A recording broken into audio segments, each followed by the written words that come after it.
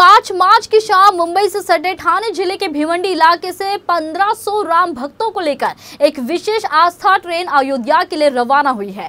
इस दौरान केंद्रीय मंत्री कपिल पाटिल ने ट्रेन को हरी झंडी दिखाई। केंद्रीय पंचायत राज राज्य मंत्री कपिल पाटिल ने कहा कि प्रधानमंत्री नरेंद्र मोदी मुगलों द्वारा तोड़े गए मंदिरों का पुनर्निर्माण कराकर देश में एक नया अध्याय रच रहे हैं। उन्होंने कहा कि बीजेपी ने अपने सभी कार्यकर्ताओं को अयोध्या भेजने का संकल्प लिया है।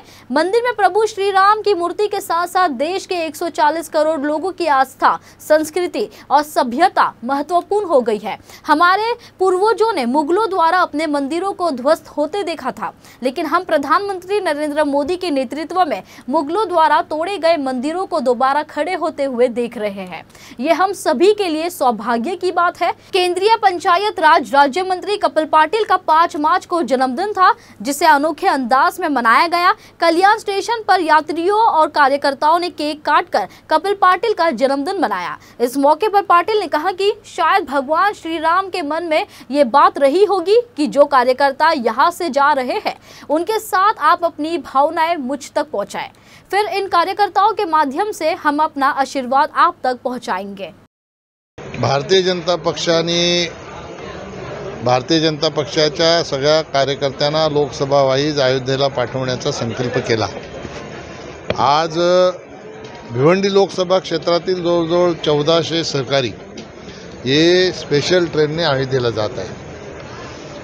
खऱ्या अर्थाने 22 जानेवारीला राम मंदिराचं उद्घाटन झालं, रामलल्लाच्या मूर्तीची प्राणप्रतिष्ठा झाली। ही फक्त मूर्तीची प्राणप्रतिष्ठा नाही, तर आपल्या भारतीयांच्या 140 करोड भारतीयांच्या आस्थेची प्रतिष्ठापना झाली होती, प्राणप्रतिष्ठा झाली होती।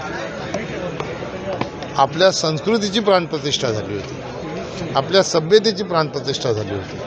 आणि म्हणून सगळा देश नाही तर विश्वामध्ये जिथे जिथे भारतीय राहतो तो सगळा परिसर असा भक्तिमय झाला होता। सगळे लोक रामाच्या भक्तीमध्ये रंगून गेले होते आणि तो अनुभव आपल्या सगळ्या भिवंडी लोकसभा क्षेत्रातील कार्यकर्त्यांना प्रत्यक्षात रामाच्या दर्शनाने घेता यावा म्हणून आज आपले सहकारी या स्पेशल ट्रेनने तिकडे जात आहेत। हे सगळे लोक भाग्यवान आहेत। कशा प्रकारचे नियोजन आपले पूर्वज जे होते त्यांनी मुघलांच्या माध्यमातून आपली मंदिरं पाडताना बघितली होती। आपण भाग्यवान याच्यासाठी आहोत की देशाचे प्रधानमंत्री नरेंद्र मोदीजी यांच्या नेतृत्वात मुघलांनी पाडलेल्या मंदिरं ही आपण उभी होताना बघतो, म्हणून आपण खऱ्या अर्थाने भाग्यवान आहोत।